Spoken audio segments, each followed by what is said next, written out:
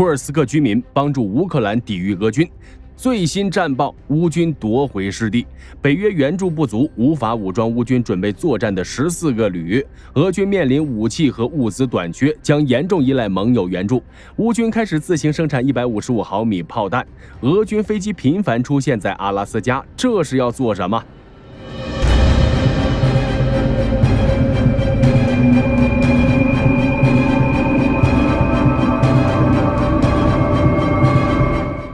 根据乌克兰政府官方网站报道，俄军在库尔斯克的失败导致当地的居民已经对俄罗斯失去信心，也看到了克林姆林宫宣传的画面与现实之间的区别。在这种情况下，他们唯一能做的就是自救。于是，越来越多的俄罗斯人，包括文职、士兵，都在与乌军合作，提供有关俄军防空阵地、弹药库或者部队动向的消息。俄罗斯毫无作为的边防军、腐败的高层、从未停止的动员，以及将动员兵当作炮灰的举动，正在动摇俄罗斯居民对于克林姆林宫的信心，而这所造成的后果也在一点点显现。当前库尔斯克战场，乌俄双方拼的就是推进速度，谁的速度更快，谁就能占据优势。库尔斯克地区，俄军第51伞兵团继续在斯纳克斯特行动，目标就是刘比莫夫卡。不过就当前局势来看，俄军这是中了乌军布置的陷阱。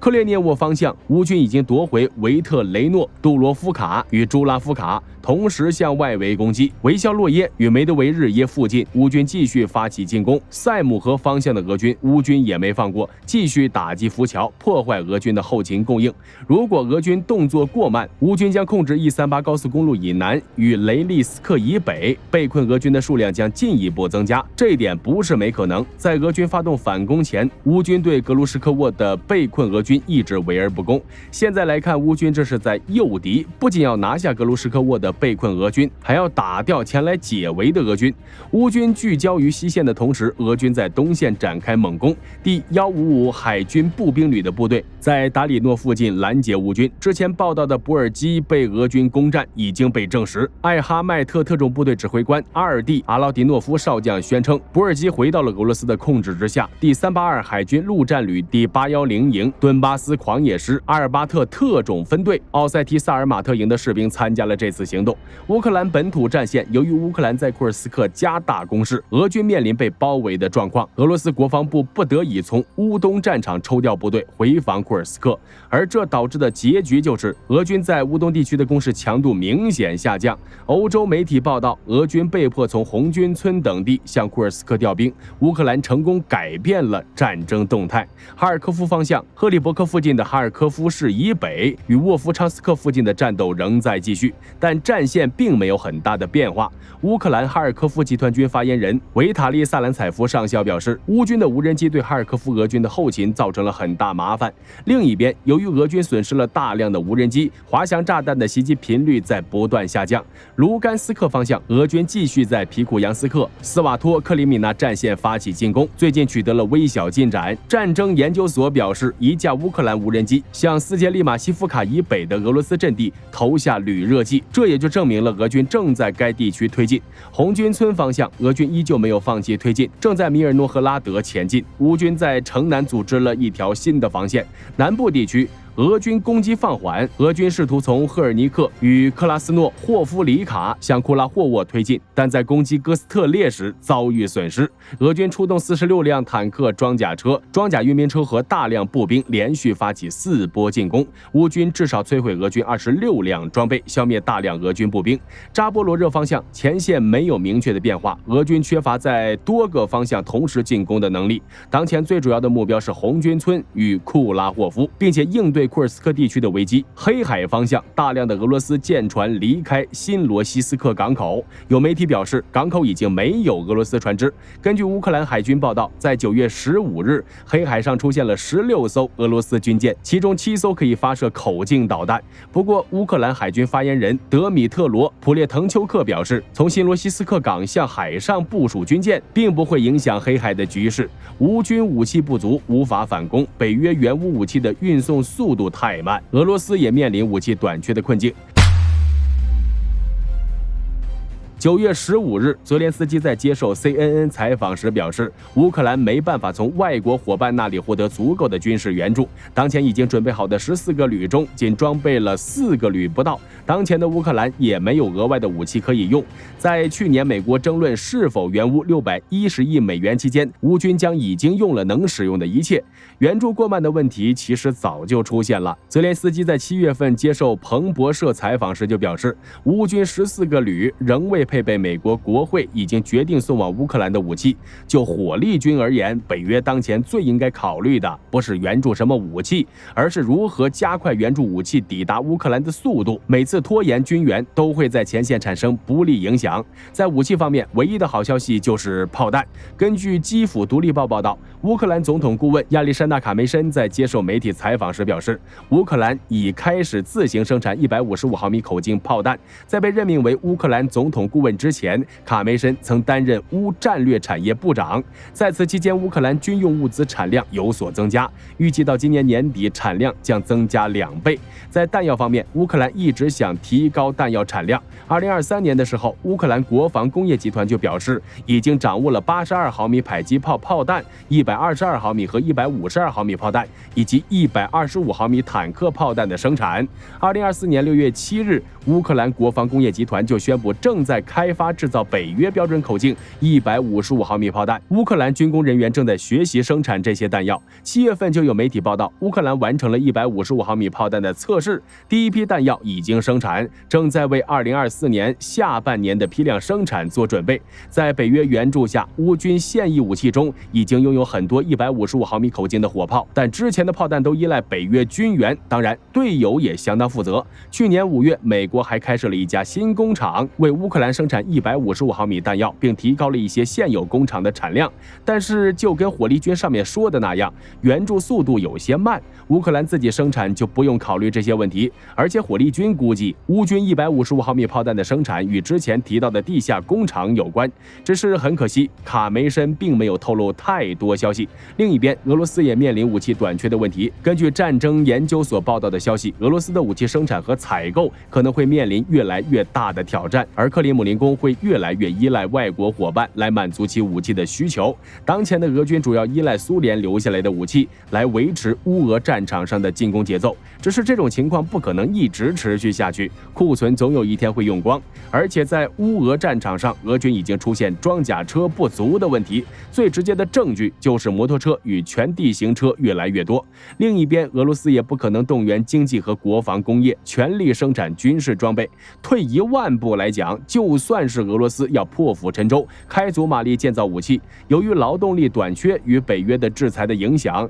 俄罗斯的武器生产能力也没办法持续太长时间。在4月4日的时候，普京就已经承认，俄罗斯在未来几年内将面临劳动力短缺的问题，而这会导致俄罗斯国防工业生产进一步恶化。在这种情况下，最好的办法就是寻求国外救援。这也是为什么在雅尔塔欧洲战略会议上，布达诺夫会提及朝鲜。在2023年9月至11月期间，朝鲜向俄罗斯运送了100万枚火炮弹药，截止2024年6月，已向俄罗斯交付了480万枚炮弹。而俄罗斯最近加强了与朝鲜的军事合作。2024年，俄罗斯与朝鲜签署了全面战略伙伴关系协议。9月13日，俄罗斯安全会议主席谢尔盖绍伊古访问平壤，火力军预计俄罗斯与朝鲜的新一轮交易很快就将展开。9月15日，北美防空司令部报告称，9月14日，2架俄罗斯 IL-38军用飞机在阿拉斯加防空识别区执行任务被发现，这已经是1周内发生的第3起类似事件。第一起事件发生在9月11日，北美防空司令部检测到2架俄罗斯军用飞机在防空识别区内作业。9月11日，再次在该地区发现2架俄罗斯图142，这些俄罗斯飞机一直停留在国际领空，没有侵犯美国或者加拿大领空，所以这些飞行也不被视为威胁。其实这种情况经常发生，俄罗斯这是来刷存在感来了。据美国突破防卫报道，9月13日，美国批准向日本出售最多9架 KC-46A 加油机以及相关的子系统和支持设备，总价值约41亿美元。如果日本选择全数购买，那么算上日本国内现在拥有的6架，其开机146规模将达到15架，可大幅提升日本的空中加油能力。然而9月14日，法务新闻发布报道称，美国华盛顿州的数万名波音工程师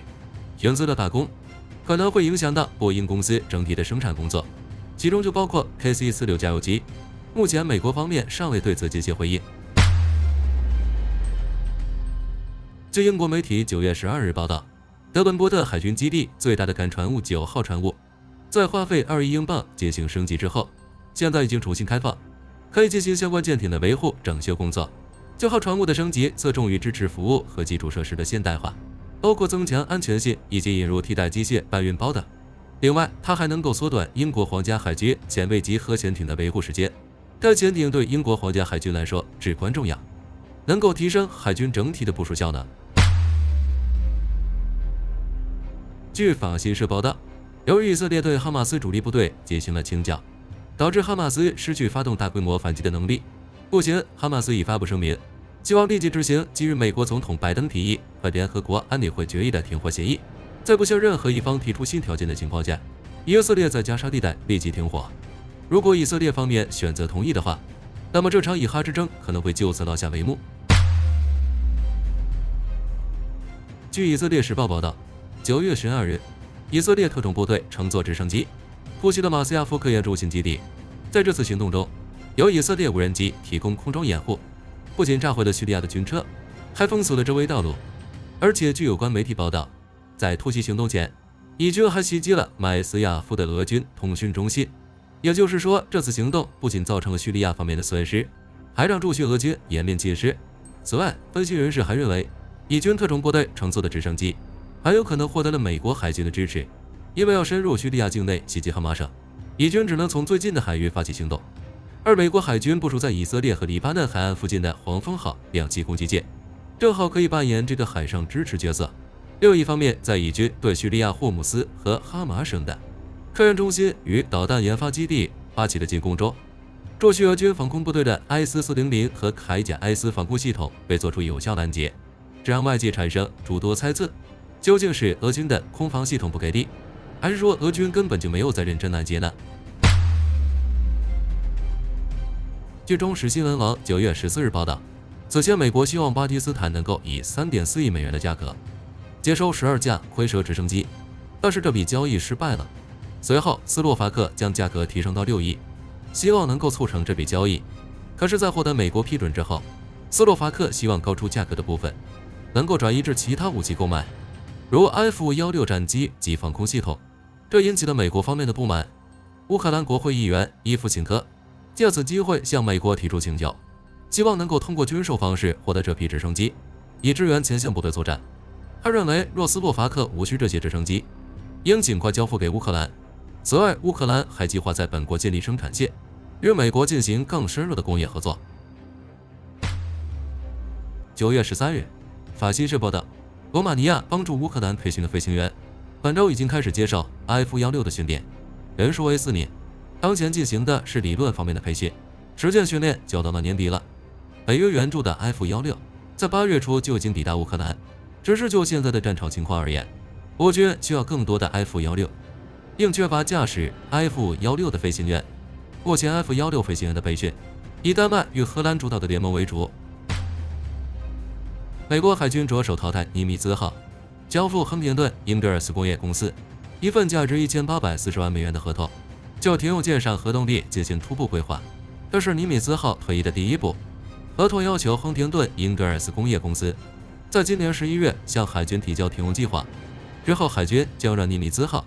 沿着美国西海岸和南美洲航行，绕过荷恩角，之后前往维吉尼亚州的纽波特纽斯展开停用作业。海军曾在2023年宣布，尼米兹号将于2025年退役，艾森豪威尔号则预定2026年退役。只是由于福特级航母进度落后，尼米兹号停用日期延迟到了2026年5月。美国海军当前的举动就是为尼米兹号退役做准备。核动力与常规动力不同，它又需要处理核发动机，要比常规动力麻烦得多。而当前的尼米兹号在今年6月份时就已经完成大修，并返回了母港基沙普海军基地，等待下一次部署。尼米兹号退役之后，将由里根号接替。等到完成为期6个月的大修之后，里根号就会成为常驻西北太平洋地区的航母。据《华尔街日报》报道称，俄罗斯政府通过出售掠夺来的乌克兰粮食，获得了近10亿美元收入。报道称，伊朗和也门是俄罗斯的大客户，其中伊朗以比市场价格低34%，约每吨140美元的价格购买克里米亚大麦。早些时候，伊朗议员在承认向俄罗斯提供近程战术弹道导弹时，就已证实了相关报道，即导弹换粮食计划。莫斯科和德黑兰之间正在进行对双方有利的易货贸易，而让欧美更担忧的，则是莫斯科很可能不仅仅用粮食和外汇来购买伊朗的导弹和自杀式无人机，而是与德黑兰分享了核技术，帮助德黑兰更快获得核武器。沃战争不仅造成人员损失，也加剧了人口危机。截至9月17日，乌克兰通报俄军损失635880人，同时战争也导致一些年轻人纷纷离开俄罗斯，